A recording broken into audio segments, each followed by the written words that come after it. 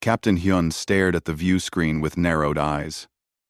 Something massive had just dropped out of faster-than-light travel at the edge of his sensor range.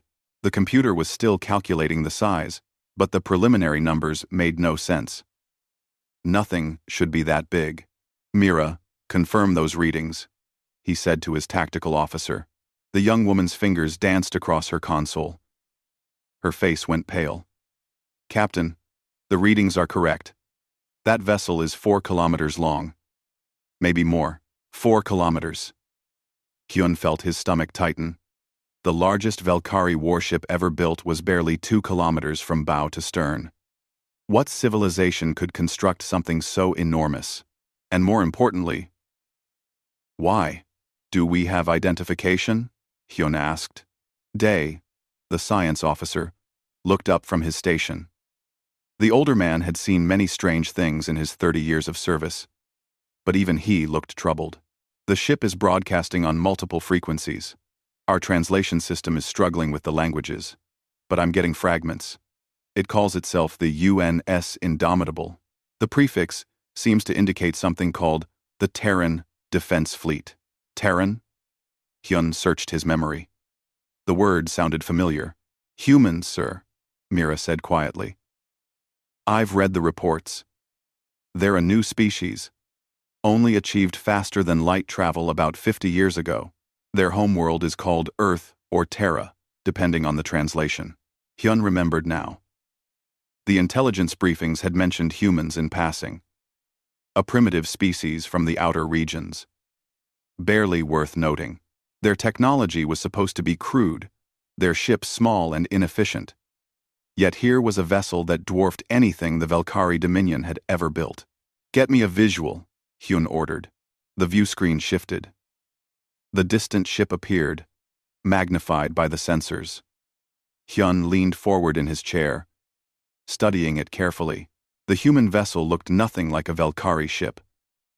Where Valkyrie designs were sleek and curved, flowing like water to maximize energy efficiency, this thing was a brutal collection of angles and flat surfaces.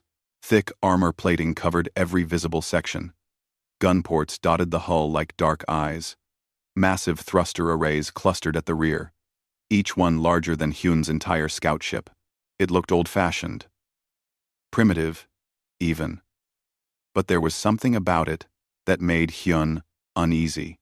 It reminded him of ancient fortresses from Valkyrie history, built in an age when warfare was common and brutal. This wasn't a ship designed for exploration or trade. This was a weapon.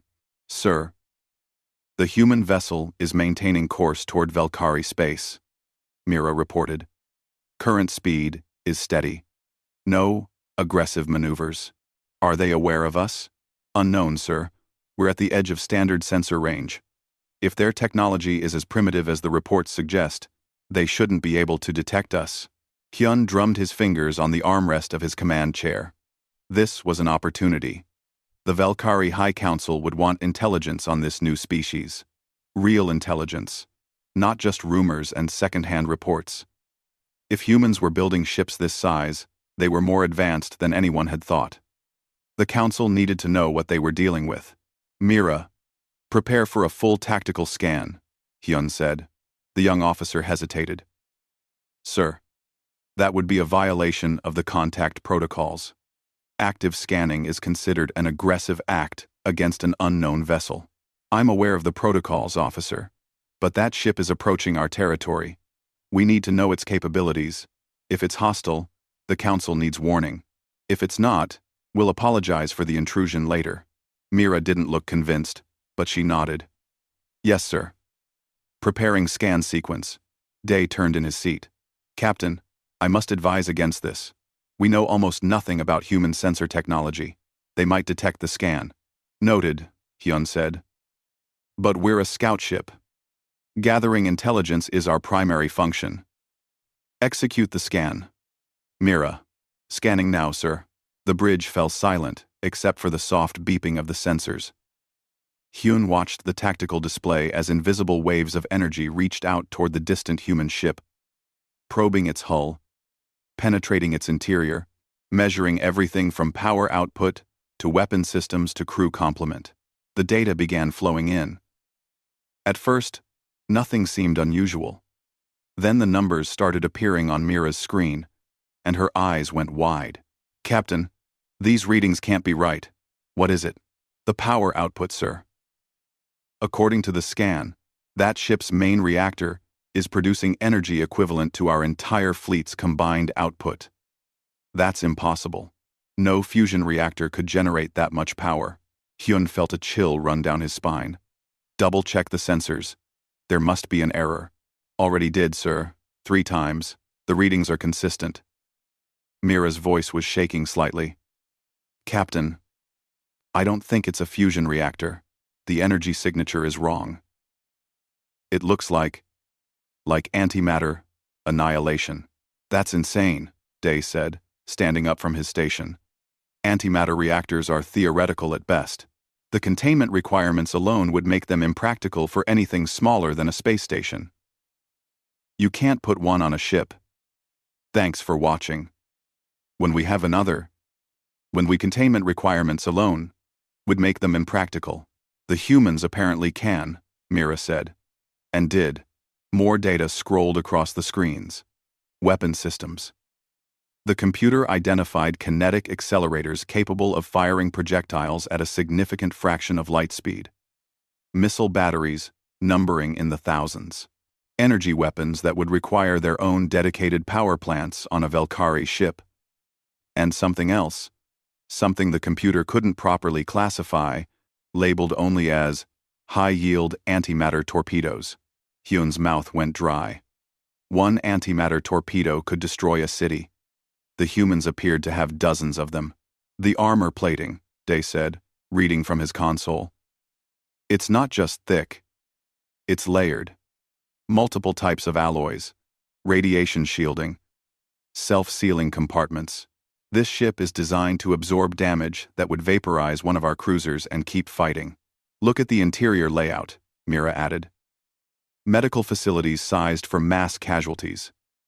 Enough ammunition and supplies to fight for months without resupply. Troop barracks for thousands of soldiers." "Captain, this isn't just a warship. It's a mobile fortress." Hyun stood up, walking closer to the view screen. The human ship hung there in the darkness of space, its crude angles and heavy armor suddenly looking far more menacing. The Valkyrie had assumed humans were primitive because their technology looked old-fashioned. But what if they were wrong? What if humans simply had different priorities? The Valkyrie designed ships to be efficient, elegant, economical. They fought wars with precision strikes and minimal casualties. It had been 3 centuries since the last major conflict. They had forgotten what it meant to build ships for total war. The humans, apparently, had not. "Sir," Mira said suddenly, her voice sharp with alarm, "the human ship is changing course. It's turning toward us." "What? How is that possible? At this range? With their technology?" "I don't know, sir, but they're definitely turning. And they're accelerating." Hyun felt ice in his veins. The humans had detected the scan. Somehow, despite their supposedly primitive sensors, they knew they were being watched. "Do they have weapons locked on us?" "Negative, sir. No targeting systems active, but they're definitely coming this way." Hyun made a decision. "Helm, take us to a safe distance. Maintain sensor contact but stay out of weapons range." "Yes, sir." The scout ship's engines hummed to life, moving them away from the approaching behemoth. But Hyun kept his eyes on the screen, watching the human vessel grow larger as it pursued them. Not aggressively, not threatening, just following.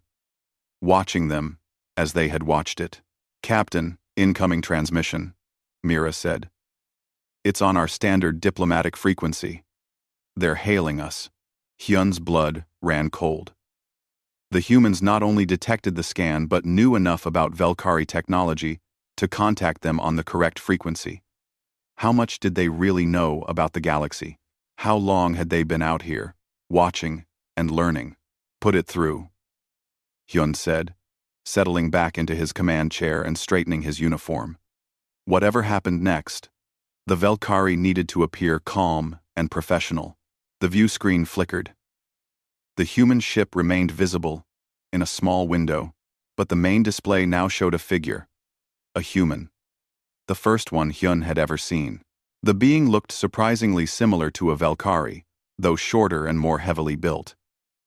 Dark hair, sharp eyes, and a face that showed no fear. The human wore a dark uniform with insignia Hyun didn't recognize. When the human spoke, the translation software rendered the words in perfect Velkari. Unknown vessel. This is Commander June of the Terran Defense Fleet ship Indomitable. You have conducted an active scan of my ship without permission. This is considered a hostile act under Terran protocols. Identify yourself and explain your intentions. Hyun swallowed hard. In his career, he had never felt like prey before. Until now. The silence on the bridge stretched for several heartbeats. Captain Hyun stared at the human commander on the screen, trying to gather his thoughts. The man's expression was neutral, but his eyes were sharp and calculating. He was waiting for an answer, and from the set of his jaw, he wouldn't wait forever. I am Captain Hyun, of the Velkari scout vessel Silent Observer, Hyun said, keeping his voice steady. We detected your ship entering the border region and performed a routine sensor sweep. We meant no hostility. A routine sweep? Commander June's eyebrow lifted slightly. Captain, you performed a full-spectrum tactical scan. Our sensors detected active penetration sweeps across multiple bands. You analyzed our weapons, our power systems, and our internal layout. That goes far beyond routine. Hyun felt sweat forming on his brow. How had the humans detected such detailed scans? Even Velkari capital ships sometimes missed active sensor sweeps from scout vessels. This ship shouldn't have sensors that sensitive, unless the intelligence reports were completely wrong about human capabilities. I apologize if we offended, Hyun said carefully. Your vessel is unlike anything we have encountered. We wanted to ensure it posed no threat to Velkari space. June studied him for a moment. And what did your scans tell you, Captain? It was a test. Hyun knew it. The human wanted to know how much the Velkari had learned. Lying would be pointless. The humans clearly knew their ship had been scanned. Better, to be honest. They told me your ship is far more advanced than we expected, Hyun admitted. Something that might have been amusement flickered across June's face. Advanced. Interesting word choice. He paused. Captain Hyun, I'm going to make you an offer. You wanted information about human capabilities. I'll give it to you. Hyun glanced at Dae and Mira. Both looked uncertain. Sharing military intelligence with an unknown species violated several regulations. But refusing might escalate the situation, and that human ship was still approaching, growing larger on the tactical display. I would need to contact my superiors, Hyun said. Of course, take your time, Captain. We're not in a hurry. June smiled, but it didn't reach his eyes. Though I should mention that Admiral Soman's fleet is currently 16 light minutes away, moving to intercept us. She has 6 cruisers. Impressive show of force. Hyun felt his blood turn to ice. Admiral Soman's fleet was supposed to be on secret maneuvers. How did the humans know about it? And more importantly, how did they know the Admiral's name? How do you know about Admiral Soman? Hyun asked before he could stop himself. The same way we knew you were scanning us, Captain. We have sensors too. Very good ones. June leaned back in his chair. Your Admiral has been in our tracking system since she left port 3 days ago. We've been shadowing her fleet at a comfortable distance. Observing. That's impossible, Mira whispered from her station. Our stealth technology is the best in the sector. No one can track our ships at long range. June glanced at something off-screen. Lieutenant Bora, please transmit the tracking data to Captain Hyun's vessel. A moment later, Mira's console beeped. Her face went white as she read the incoming data. Captain, they have complete movement logs for Admiral Soman's fleet. Position data, Course changes. Everything. For the past 72 hours, Day moved to look over her shoulder. By the ancestors, he breathed. They've been watching us this entire time. Hyun felt the situation slipping away from him. Every assumption they had made about humans was wrong. These weren't primitive newcomers stumbling into galactic politics. They were something else entirely. Commander June, Hyun said slowly. What exactly do humans want in this region? Same thing everyone wants, Captain. Security. Prosperity. To be left alone. June's expression hardened. But we've been monitoring galactic communications for a while now. We know about the tensions between the Velkari Dominion, the Kresh Collective, and the Borean Commonwealth. We know about the border disputes and the failed peace talks. We know this region is unstable. You've been spying on us. We've been gathering intelligence, June corrected. There's a difference. Spying implies deception. We've simply been listening to broadcasts and watching ship movements. Everything we've learned has been from publicly available sources. Well, mostly. Before Hyun could respond, his communications console lit up with an incoming transmission. Priority Alpha Channel. Admiral Soman. Captain Hyun. This is Admiral Soman. We've detected the human vessel. What is your status? Hyun glanced at June, who made a gesture that seemed to indicate he should answer freely. Admiral, I am in communication with the human commander. The situation is under control. They are aware of your fleet's presence. There was a long pause. They detected us? How? They detected us. I don't know, Admiral. But they've been tracking your movements for 3 days. They know our positions, our numbers, everything. Another pause, longer this time. When Salmon spoke again, her voice was tight with controlled anger. Tell the humans we are prepared to defend Velkari space if necessary. 6 cruisers should be sufficient to handle one ship, regardless of its size. June, who had clearly been listening to the entire exchange, spoke up. Admiral Salmon, this is Commander June. I respectfully suggest you reconsider. You have 6 cruisers. I have 1 battleship. But you should know that 2 more Terran battleships and a carrier group are currently in this system. They've been here for 6 hours. Waiting. Hyun's console erupted with alerts. Mira gasped. Captain, new contacts. Multiple large signatures appearing on sensors. They're uncloaking. The tactical display lit up with new icons. 3 massive vessels, each nearly as large as the Indomitable. And surrounding them, dozens of smaller ships. Fighters, destroyers, support vessels, an entire battle fleet. They had been there the whole time. Invisible. Waiting. Admiral Salmon's voice came back on the channel, and for the first time in his career, Hyun heard fear in it. How is this possible? Our sensors showed nothing. Empty space. Stealth technology, Admiral, June said calmly. We found it quite useful for observation. But since you brought 6 cruisers to what we considered a diplomatic first contact, I thought it appropriate to reveal our own assets. So you understand the situation clearly. Hyun watched the tactical display with growing horror. The Velkari fleet was completely outmatched. 6 cruisers against 4 human capital ships and their escorts. Even with the Velkari's superior energy weapons, the math didn't work. Not with those antimatter reactors powering the human vessels. Not with the weapons his scan had revealed. Commander June, Admiral Salmon said.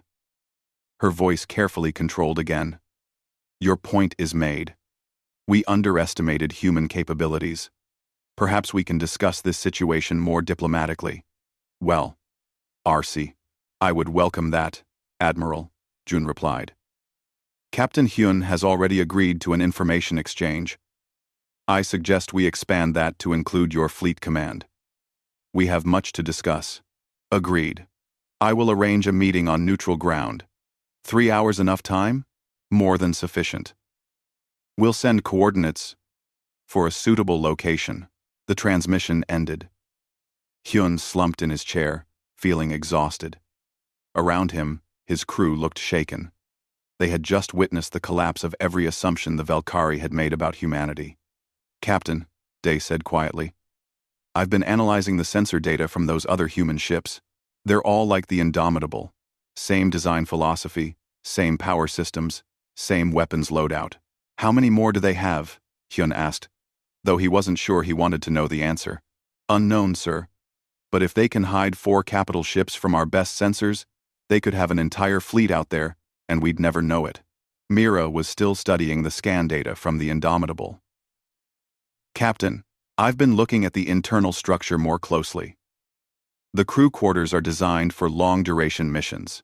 Years, possibly. The ammunition stores are massive. The repair facilities are extensive enough to rebuild major systems. This ship is designed to operate independently for extended periods, far from any support." "They're explorers?" Hyun asked hopefully. "No, sir," Mira said softly. "They're conquerors. Or at least, they're designed to be. These ships can go anywhere, fight anyone, and sustain themselves indefinitely. They don't need supply lines or nearby bases. They're completely self-sufficient war machines." Day nodded grimly. "And the design suggests they expect to take heavy damage. The redundant systems, the armored compartments, the medical facilities. These ships are built to survive in situations that would destroy any Valkyrie vessel." Hyun thought about that. What kind of species built ships like this? What had humanity's history been like to make them prepare for such terrible conflicts? The Valkyrie had known peace for centuries. Their ships reflected that, optimized for efficiency and economy. But humans came from a different place, physically and philosophically. "Pull up everything we have on Earth," Hyun ordered. "I want to know what made them this way." Day worked his console for a moment. "Limited data, sir. But what we have is interesting. Earth is classified as a high-gravity world with extreme climate variation. Multiple biomes ranging from frozen wastelands to baking deserts, frequent natural disasters. And the native life is apparently quite aggressive. Humans aren't even the largest predators on their own planet. They evolved in a death world," Mira said, understanding dawning on her face. "Everything about their environment was trying to kill them. So they learned to survive. And to build things that survive. More than survive," Hyun said, looking at the Indomitable on his screen. The ugly, brutal ship suddenly made perfect sense. It wasn't primitive. It was practical.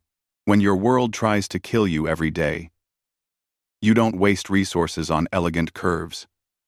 You build thick armor and redundant systems and weapons that absolutely, positively, work when you need them. The humans hadn't built the Indomitable to explore the stars.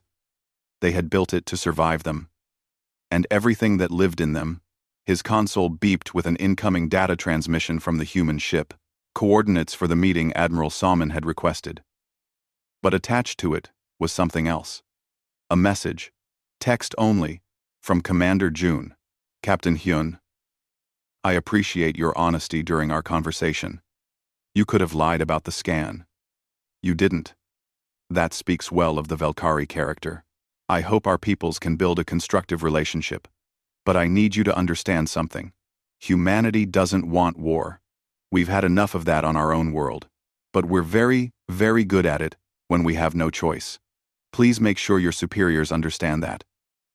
What you scanned on my ship? That's not our best technology. That's just what we were willing to show you. Respectfully, Commander June." Hyun read the message 3 times.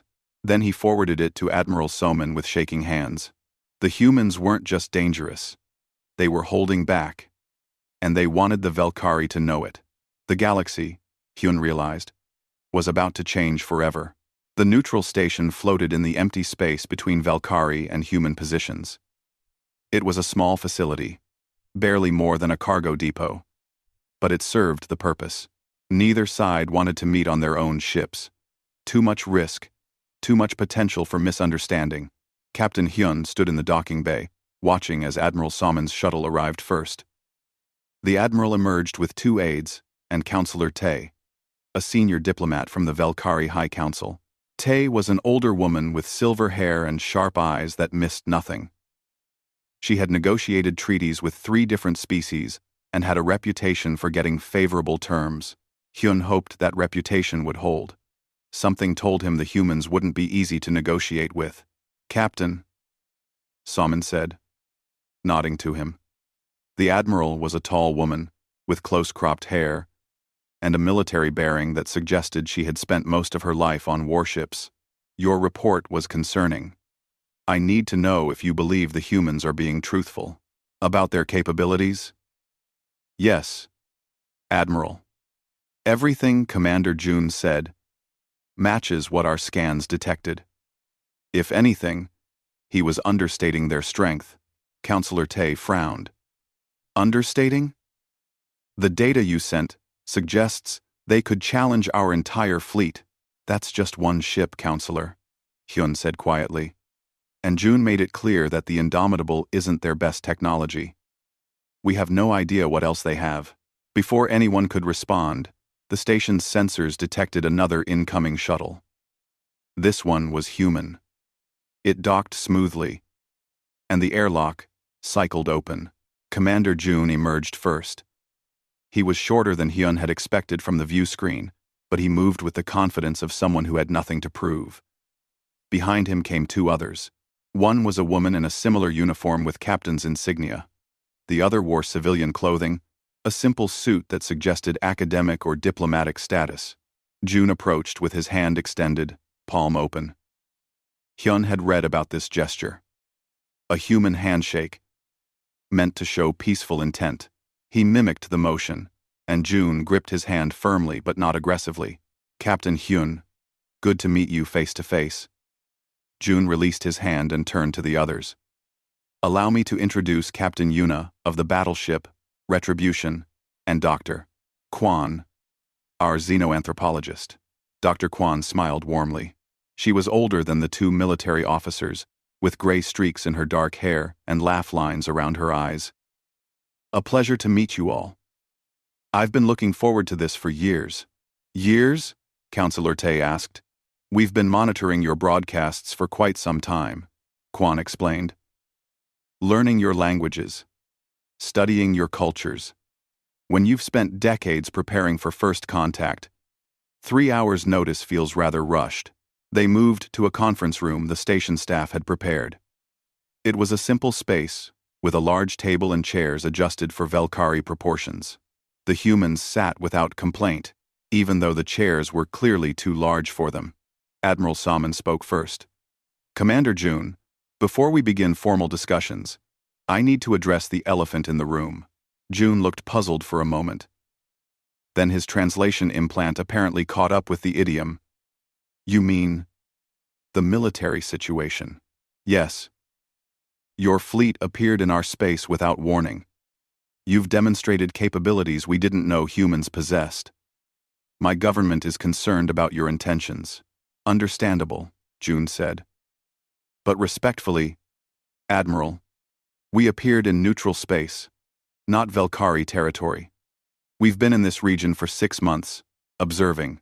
We made no aggressive moves until you sent 6 cruisers to intercept a single diplomatic vessel.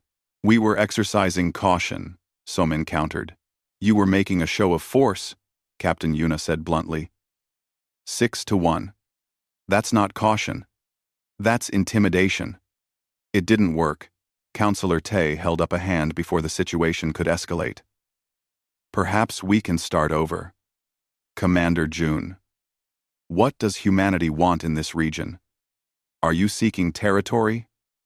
Resources? Trade partnerships?" June leaned back in his chair. "Honestly, we're seeking information. And security." "Information about what?" "About the political situation out here. About the Velkari Dominion, the Kresh Collective, the Borean Commonwealth, and the dozen smaller powers caught between you. About the wars you've fought and the treaties you've signed. About whether this region is stable or if it's about to explode into conflict." "And you couldn't simply ask?" Tay questioned. Dr. Kwan answered this time. "Would you have told us the truth?" Counselor? If a strange new species appeared and asked about your military strength and political tensions, would you have given them accurate information? Or would you have told them what you wanted them to believe? Tay's expression suggested she saw the point. So you spied on us instead. We gathered intelligence, Quan corrected gently. There's a difference. We didn't hack your systems or plant agents. We simply listened to what you were already broadcasting and watched your ship movements. Everything we learned from public sources. Most of it, June added. Some we learned from your reaction to Captain Hyun's scan. Hyun felt heat rise to his face. You let us scan you. You knew we would do it. We suspected, June admitted. Your scout ship was maintaining a surveillance position. We made ourselves look interesting. When you scanned us, it told us several things. First, that you were curious. Second, that you were willing to bend protocols to gather intelligence. Third, and most importantly, it showed us what you considered important. The systems you scanned most thoroughly revealed your priorities and concerns. You used us, Admiral Salmon said coldly. We gathered information, June replied. The same thing you were trying to do. We were just better at it. Captain Yuna spoke up again. Admiral, let me be direct. Humanity has been watching this region for 2 decades. We know about the disputed borders. We know about the resource conflicts. We know that the Velkari, the Kresh, and the Boreans fought a 3-way war a century ago that killed billions. We know the current peace is fragile, and we know that all 3 powers are building up their militaries again. You know a great deal, Counselor Tay said quietly. It's our job to know, Yuna said. Because we need to decide if this is a region where humanity can build a future, or if we need to look elsewhere. And what have you decided? Hyun asked. June looked at him directly. That depends on this meeting, Captain. We came here for answers. Give us honest answers, and we'll give you the same. Let's start building trust instead of playing games. There was a long silence. Finally, Counselor Tay nodded. Very well. Ask your questions. For the next 2 hours, they talked. The humans asked about political structures, trade relationships, military capabilities, and historical conflicts. Counselor Tay answered with surprising honesty, though Hyun suspected she was leaving out details she considered too sensitive.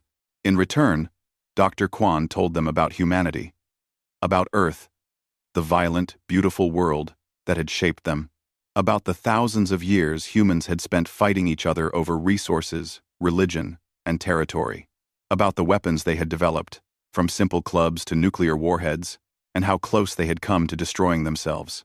We learned something important, Kwan said. That survival requires strength, but wisdom requires knowing when not to use that strength. For most of our history, we failed at the second part. We built weapons and used them, over and over, until we finally developed weapons so terrible that using them meant everyone lost. Nuclear weapons, Day said. He had been quiet until now. But he leaned forward with interest. We know about them. Fission and fusion bombs. We developed similar weapons millennia ago, but abandoned them as too destructive. We didn't abandon them, June said. We learned to control them, to use the threat of them to prevent war rather than cause it. We call it deterrence. Make the cost of conflict so high that no rational actor will start one. But what if your opponent isn't rational? Admiral Salmon asked. Then you have ships like the Indomitable, Captain Yuna said, built to fight and win even against an irrational enemy, built to take damage that would destroy any other vessel and keep fighting, built to ensure that if someone forces us into war, we win decisively enough that it never happens again. That's a harsh philosophy, Counselor Tay observed. It's a survival philosophy, Dr. Kwan corrected. Earth taught us that the universe doesn't care about fair. It doesn't care about justice or morality. It only cares about what survives. So we built ourselves to survive, not just as individuals, but as a species. Hyun thought about the scan data again. The redundant systems, the heavy armor, the overwhelming firepower. It all made sense now. Humans didn't build ships to specifications or budgets. They built them to work under the worst possible conditions, because that's what their world had taught them to expect. Commander June, Hyun said, you mentioned deterrence. Are you saying humanity wants to deter conflict in this region? If possible, yes. We've seen what happens when major powers go to war. We'd rather prevent it. June paused. But we're also realistic. We know we're newcomers here. We have no established alliances or treaties, so we needed to make an entrance that would be noticed. That would make the existing powers take us seriously. You certainly accomplished that, Admiral Salmon said dryly. Good. Because here's what we're proposing. Humanity wants to establish diplomatic and trade relationships with the Velkari Dominion. We're willing to share some technology in exchange for information and market access. We're willing to sign non-aggression pacts and possibly mutual defense agreements. But we need to know that the Velkari are serious about maintaining peace in this region. And if we're not, Tay asked, then we'll look elsewhere for partners, June said simply. The galaxy is large, but we'd prefer to work with you. Your society seems stable and relatively peaceful. That's valuable to us. Counselor Tay studied the three humans for a long moment. I'll need to consult with the High Council. But provisionally, I think we can work with your proposal. Though I have one question. Go ahead. Those 4 battleships currently in this system, are they your only military assets in this region? June smiled slightly. No, Counselor. They're just the ones we wanted you to see. The room went quiet. Hyun felt a chill, despite the station's climate control. The humans had more ships. Of course they did. They had been planning this for years. How many ships does humanity have? Admiral Salmon asked. Enough, Captain Yuna said. Enough to defend our interests.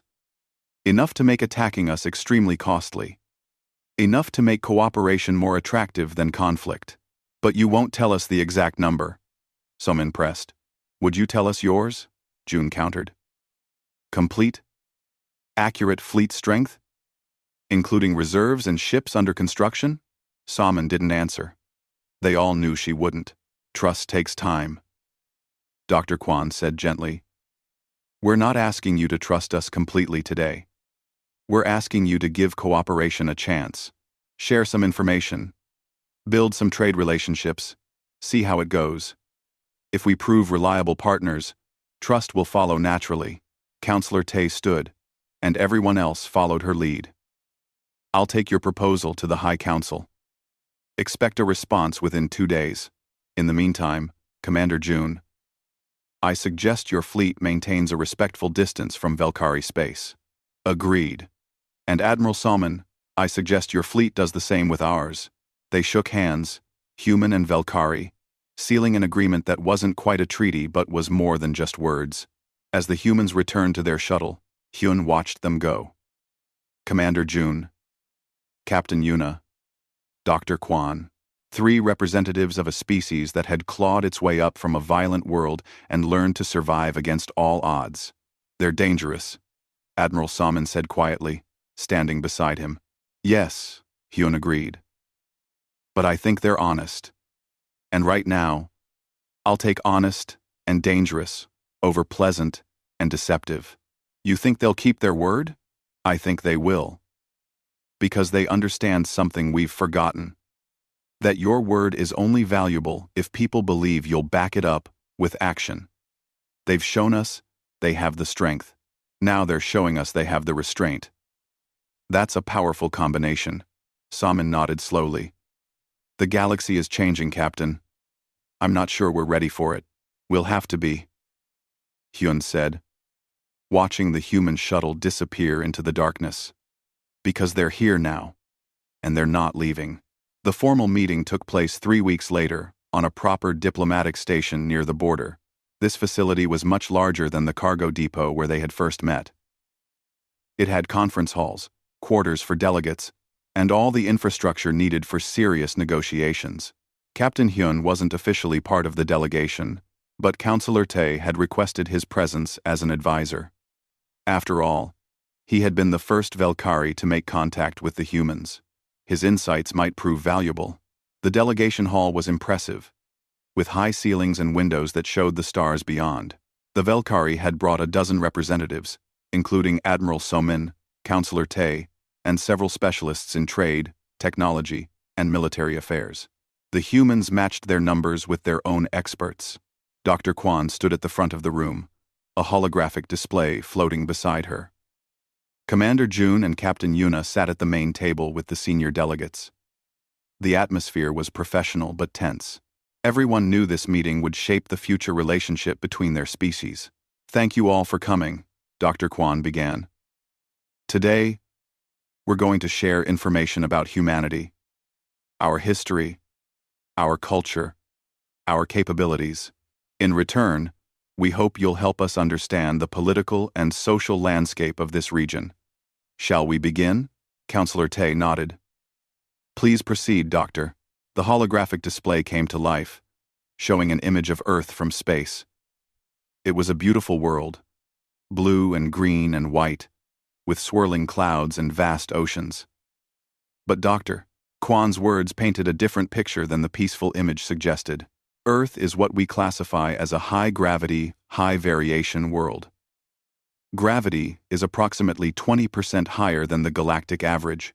Climate zones range from Arctic to desert to tropical rainforest. Weather patterns are violent and unpredictable. Earthquakes, volcanic eruptions, hurricanes, tornadoes, floods, droughts. Our planet tries to kill us regularly. The image shifted, showing various Earth creatures. Things with teeth and claws, things that swam in deep oceans, things that flew through stormy skies. "We're not the strongest species on our planet," Kwan continued. "We're not the fastest or the toughest. We're not even close.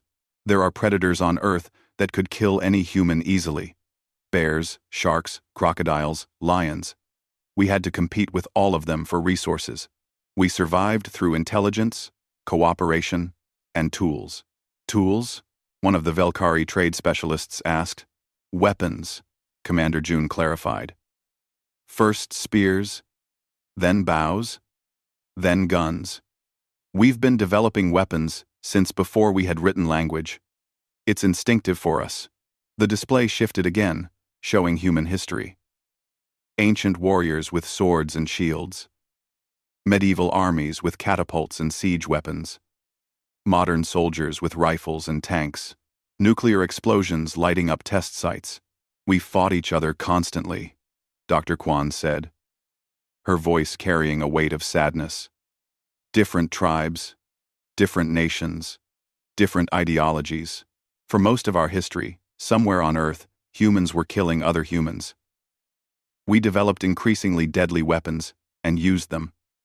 Over and over." Admiral Salmon leaned forward. "But you survived. You unified. Eventually." "Yes. But it took coming very close to extinction." The display showed mushroom clouds, cities in ruins, radiation-scarred landscapes. In the 20th century, we developed nuclear weapons, bombs that could destroy entire cities in seconds, and we used them. Twice in warfare, thousands of times in testing. We stood at the brink of total annihilation for decades. "How did you step back from that brink?" Councillor Tay asked. Captain Yuna answered. "Fear. Mutual fear. When both sides have weapons that can destroy the other completely, actually using them becomes unthinkable. We call it mutually assured destruction. An attack means your own destruction as well. So rational actors don't attack.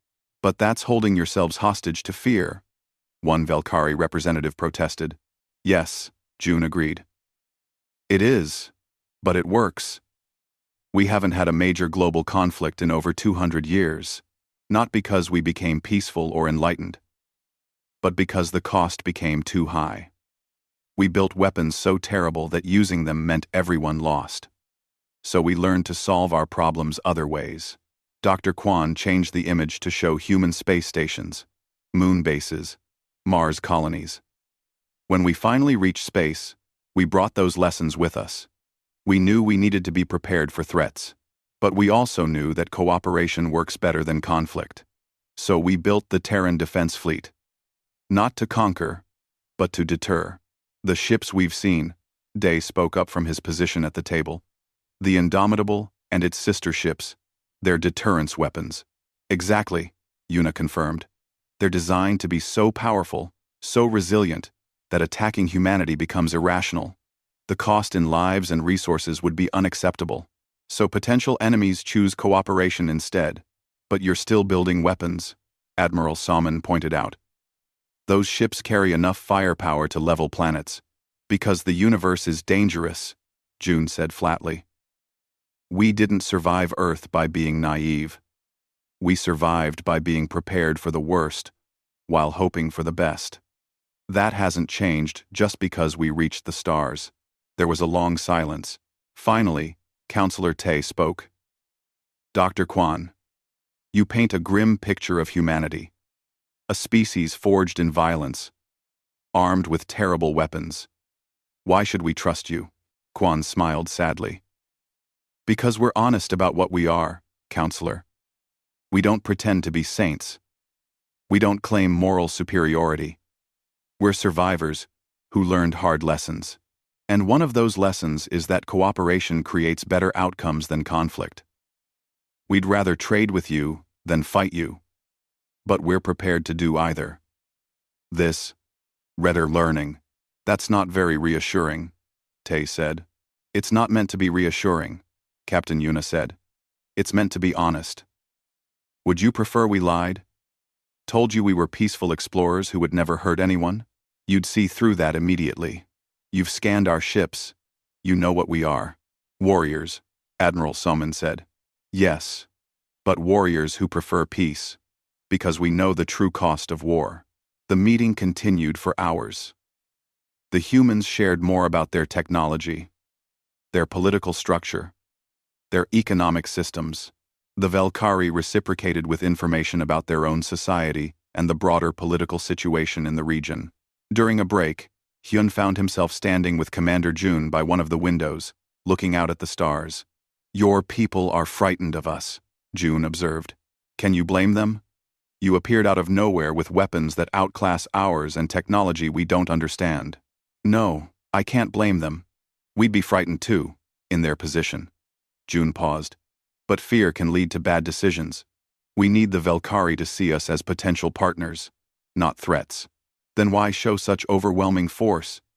You could have approached more carefully, and spent years being dismissed as primitive newcomers? No, thank you. We learned on Earth that respect comes from strength. We needed to establish ourselves as peers, not supplicants. Hyun considered that. You're trying to change the balance of power in this region. We're trying to stabilize it, June corrected. 3 major powers in an unstable equilibrium. That's a recipe for war. Add a 4th power with no stake in the old conflicts. And suddenly, there's a moderating influence. Someone who can mediate, who can offer alternatives to violence. You think very highly of yourselves. June laughed. Not really. We think realistically about ourselves. We know our strengths and weaknesses.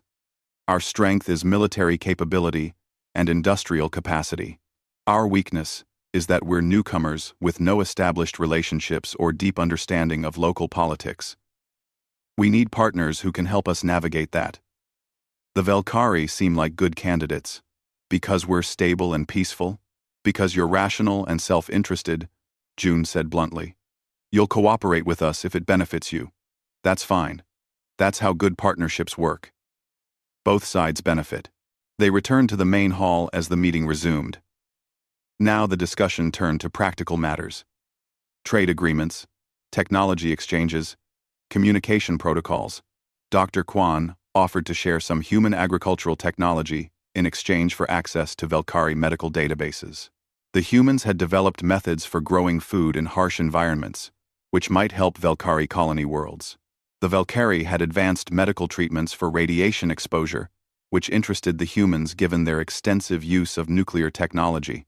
Admiral Salmon proposed a military cooperation agreement, joint exercises, shared intelligence on common threats, coordinated responses to piracy and smuggling.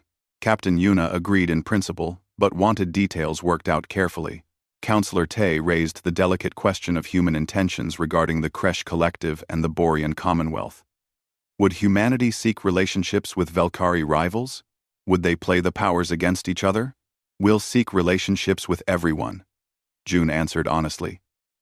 We're not asking for exclusive alliances, but we will be honest with all parties. What we tell you, we'll tell them. We won't play games or pit you against each other. There's no benefit to us in regional instability, even though you could profit from conflict? One Velkari representative asked suspiciously. Short-term maybe, long-term, no. War disrupts trade, destroys infrastructure, creates refugees and humanitarian crises. We'd spend resources helping clean up the mess. Better to invest in preventing the mess in the first place. The meeting ended with a preliminary agreement. The Velkari would grant humans limited trading rights in their space. Humans would share some agricultural and materials technology. Both sides would establish formal embassies and begin regular diplomatic contacts. Military cooperation would be discussed further once trust was established. As the delegates prepared to leave, Hyun approached Dr. Kwan. Doctor, may I ask a personal question? Of course, Captain. You've spent your career studying alien species, learning about us. Why? What drives that curiosity? Kwan smiled. Because I believe understanding prevents conflict. On Earth, we fought wars because we didn't understand each other. Different cultures, different beliefs, different languages. We treated those differences as threats instead of opportunities. I study aliens because I don't want humanity to make the same mistakes out here. Noble goal, practical goal, Kwan corrected. Understanding the Velkari helps us work with you instead of against you. That benefits everyone. You keep coming back to mutual benefit. Is that all that matters to humans? Self-interest? Self-interest tempered by enlightened long-term thinking, Kwan said. We learned that helping others often helps ourselves. That cooperation creates more value than competition. That investing in relationships pays dividends. These aren't abstract moral principles, Captain. They're practical strategies that work. Hyun nodded slowly. I think I'm beginning to understand humanity, Doctor. You're not idealists or cynics.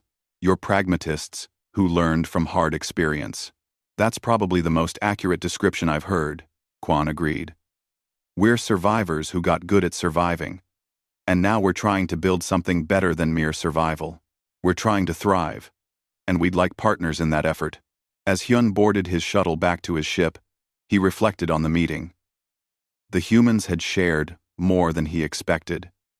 Their history, their philosophy, their motivations. They had been honest about their capabilities and clear about their intentions. Were they trustworthy? Time would tell. But they were certainly interesting, and potentially valuable allies. The galaxy was definitely changing. Whether that change would be for better or worse remained to be seen. But one thing was certain: humanity was here. And they were impossible to ignore. 3 months passed. The initial agreements between humanity and the Velkari Dominion had progressed smoothly. Trade convoys began moving between human and Velkari space. Embassy staff exchanged places. Scientists shared research on agriculture, medicine, and materials science. Things were going well. Too well, some thought. General Isul of the Kresh Collective certainly thought so. He stood in the war room of the Kresh High Command, staring at intelligence reports about human activities. The humans had been meeting with Velkari officials regularly. Trade was increasing. There were even rumors of military cooperation discussions. They're building an alliance, Isul said to his assembled officers. The Velkari are gaining a powerful new partner. This shifts the balance of power against us. Should we protest through diplomatic channels? one officer suggested. Diplomacy is weakness, Isuul snapped. The Velkari are using the humans to intimidate us. They want us to back down from our territorial claims in the disputed zone. We will not. D-teen.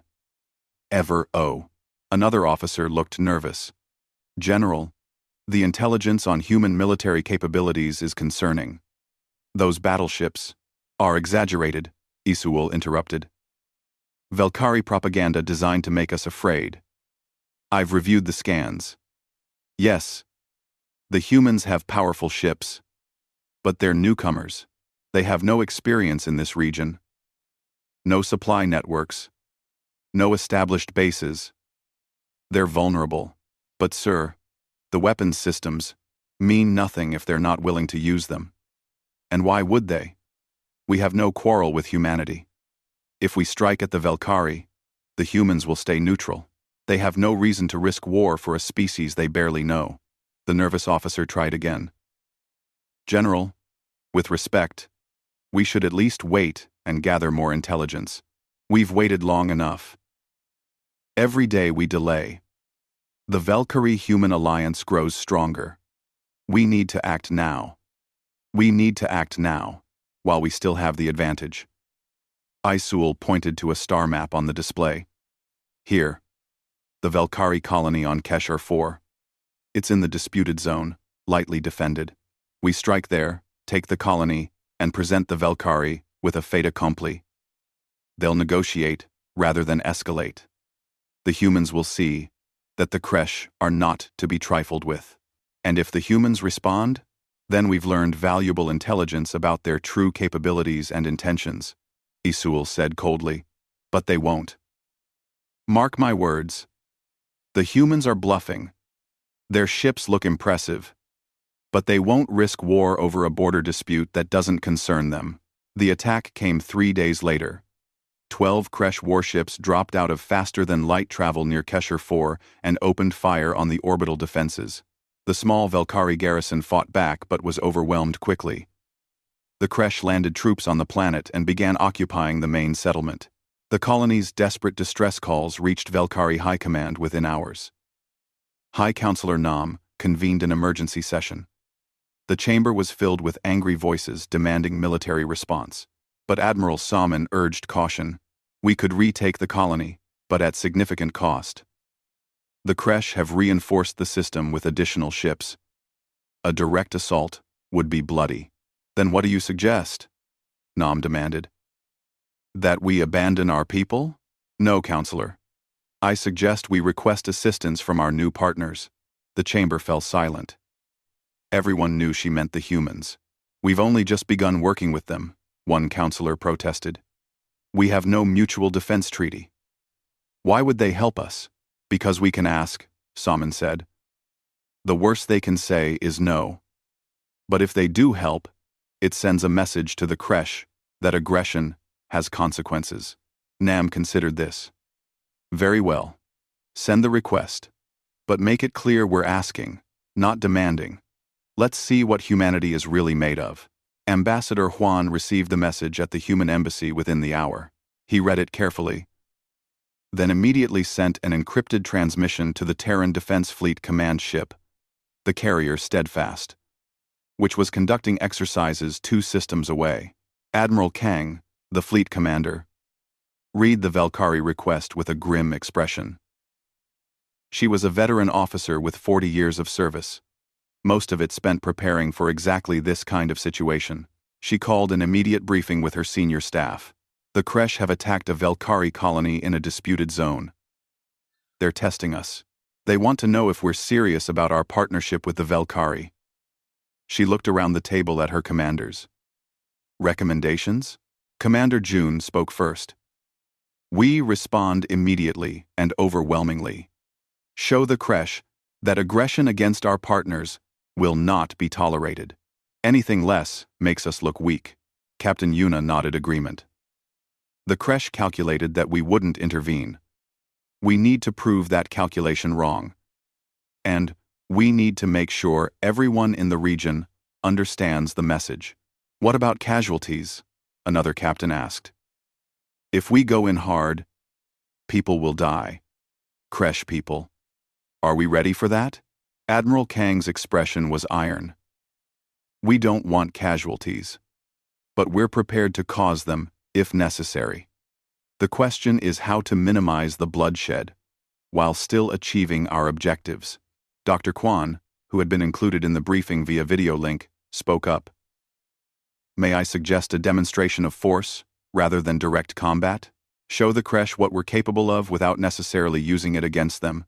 Give them a chance to retreat. They might see that as weakness, June warned. Or as mercy, Kwan countered. Which makes us look strong enough to be merciful. That's actually more intimidating than simple brutality. Kang considered this. All right. Here's what we're going to do. The plan came together quickly. 4 human battle groups, nearly 30 ships total, prepared to enter Kresh space. But they wouldn't go to Keshar 4. They would go somewhere much more important. 12 hours after the attack on the Velkari colony, human ships dropped out of faster-than-light travel at the edge of the Kresh home system. Not near the colony. Not in the disputed zone. At the homeworld of the Kresh collective itself, panic erupted in Kresh High Command. General Izul stared at the tactical display in disbelief. 30 human warships. In his home system. His own fleet was scattered across multiple systems. The Homeworld Defense Force had only 8 ships immediately available. His communications officer looked terrified. General. Incoming transmission. It's on all frequencies, all channels. They want everyone to hear this. Put it through, Izul said, his voice hollow. Commander June's face appeared on the screen. His expression was calm, almost pleasant, but his eyes were cold. General Izul of the Kresh Collective.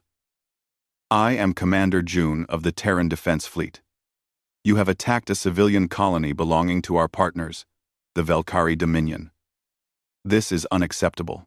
You have 1 hour to withdraw all military forces from Keshar 4 and surrender those responsible for ordering the attack.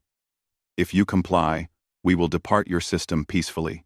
If you do not comply, we will demonstrate the consequences of aggression. Izul felt rage boiling in his chest. You dare threaten the Kresh homeworld? You're outnumbered in this region 3 to 1. Any attack on us will mean war with the full might of the collective. I'm not threatening, General. I'm explaining reality. You attacked our partners. The Terran Defense Fleet does not engage in proportional response. You struck a civilian target. We are prepared to respond in kind unless you withdraw immediately. You have 1 hour. Choose wisely. The transmission ended. Izul slammed his fist on the console. He's bluffing. They wouldn't dare attack a homeworld. The galactic consequences would be enormous, but his officers looked uncertain. And his communications officer was receiving reports from across the system. The human fleet had positioned itself carefully, not threatening specific targets, just present, waiting. General, we're receiving similar transmissions from the Velkari, the Boreans, and even some neutral powers. They're all asking what our intentions are. The whole galaxy is watching. Over the Minister. With you have no two. Izul felt the situation slipping away from him. Get me the High Council. Now, before he could speak to the Council, something else happened. One human ship, a destroyer only 1/10 the size of their battleships, broke formation. It moved toward one of the Kresh system's outer moons, an uninhabited rock with no strategic value. What's it doing? Izul demanded. His tactical officer's hands shook as he read the sensors. It's armed a weapon. Sir. Antimatter signature. They're going to fire. At what? There's nothing there but rock and ice. The human destroyer fired. A single torpedo streaked across the void and struck the moon. For a moment, nothing seemed to happen. Then the moon began to glow. The glow intensified, becoming blinding. The entire moon expanded, its surface vaporizing. In seconds, what had been a solid celestial body became an expanding cloud of superheated gas and debris. The moon was gone, simply erased from existence. Izul's tactical officer could barely speak. General, the energy release was... That was a 12-megaton antimatter warhead, 1 torpedo, and the scanners show that destroyer carries 47 more. June's voice came back on the channel. That was a demonstration, General. We have 47 more torpedoes on that ship alone. And we have 29 more ships in this system. We have the capability to turn every moon in this system into an expanding debris field. We could sterilize every planet. We could crack your homeworld like an egg and leave nothing but rubble. But we don't want to do that. We want you to withdraw from Kesher 4 and never attack our partners again. The choice is yours. You have 53 minutes remaining. Well, the Kresh High Council called within 10 minutes. They were furious with Isul, terrified of the humans, and very, very clear about what needed to happen.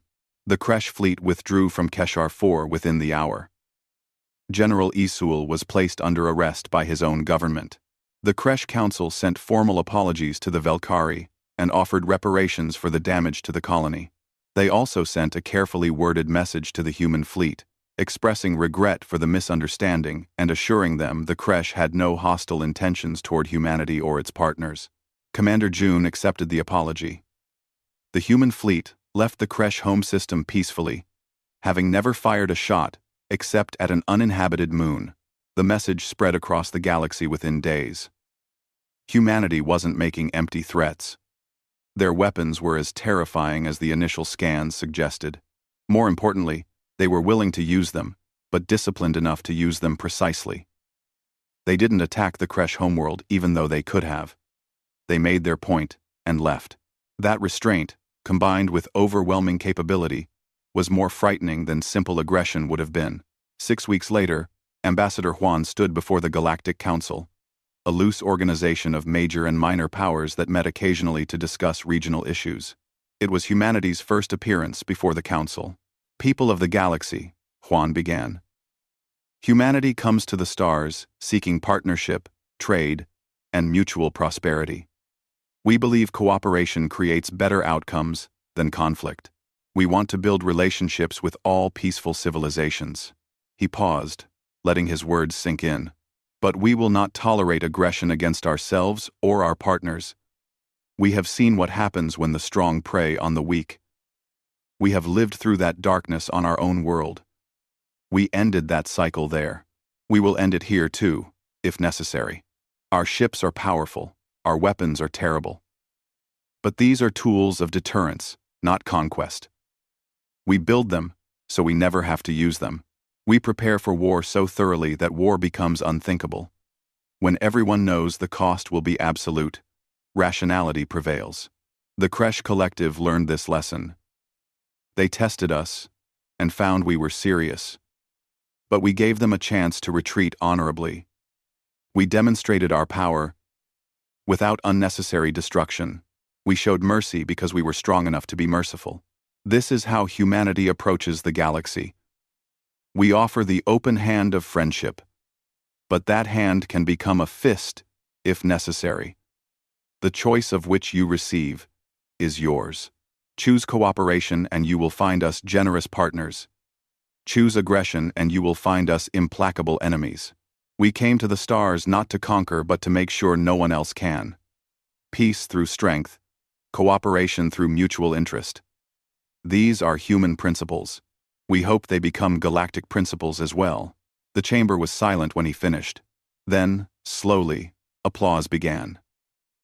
Not from everyone. Some delegations looked troubled, but many recognized the wisdom in what Juan had said. Captain Hyun, watching from the Velkari delegation, felt a strange mixture of emotions. Pride that the Velkari had been first to partner with humanity. Relief that the Kresh situation had been resolved without massive bloodshed, and a deep, abiding respect for what the humans had accomplished. They had changed the galaxy in 3 months. Not through conquest or intimidation, but through demonstration of capability combined with restraint. They had shown they could destroy worlds, but chose not to. That choice, that restraint, made them more trustworthy than any peaceful words could have. After the council meeting, Hyun found Commander June in one of the station's observation lounges. That was quite a speech your ambassador gave, Hyun said. Hwan is good at speeches. But the real message was delivered at the Kresh homeworld. Words are just reinforcement. You destroyed a moon to make a point. We vaporized an uninhabited rock to prevent a war, June corrected. Better one moon than thousands of lives. The Kresh were testing us. We had to make them understand that testing humanity is a bad idea. And now everyone knows. Now everyone knows, June agreed. Which means we probably won't have to demonstrate again. That's the whole point of deterrence. You show your strength once, clearly and unmistakably, so you never have to use it again. Hyun looked out at the stars. I remember when I first scanned your ship, I was terrified by what I found. Now I'm grateful for it. Because you know we're on your side? Because I know you're rational. You have terrible weapons, but you use them wisely. That's the difference between a dangerous ally and a dangerous enemy. June smiled slightly. High praise from the man who first discovered us. I didn't discover you, Commander. I simply stumbled across you. You had been watching us for years. You knew everything about us before we knew anything about you. That's what really frightens me when I think about it. Not your weapons, your patience, your preparation.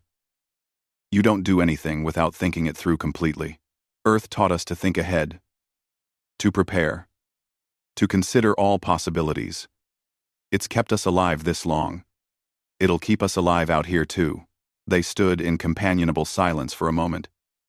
Two representatives of species that had been strangers mere months ago. Now partners in an uncertain future. What happens next? Hyun asked. We build, we trade, we learn from each other. We establish humanity as a permanent fixture in this region. And we make sure that no one thinks attacking our partners or ourselves is a good idea. And if someone does, June's expression hardened. Then we remind them why that's a mistake. As many times as necessary, until everyone understands the lesson. Hyun nodded. The galaxy had changed indeed. Humanity had arrived not as conquerors or victims, but as equals, who demanded respect and had the power to enforce that demand. They had proven they could be generous partners or terrible enemies, depending on how they were treated. Most importantly, they had proven they could tell the difference and respond appropriately. That made them exactly the kind of power the galaxy needed. Not perfect, not peaceful, but rational, prepared, and strong enough to enforce the peace they preferred. Captain Hyun thought back to that moment when he had ordered the scan of the human battleship. It had seemed like a small decision at the time, just gathering intelligence on an unknown vessel. He had been right to be worried about what he would find. But he had been wrong about what it meant. The humans weren't a threat to galactic peace. They were its guarantors, and the galaxy was better for their presence. Even if they had to vaporize a moon to make everyone understand that,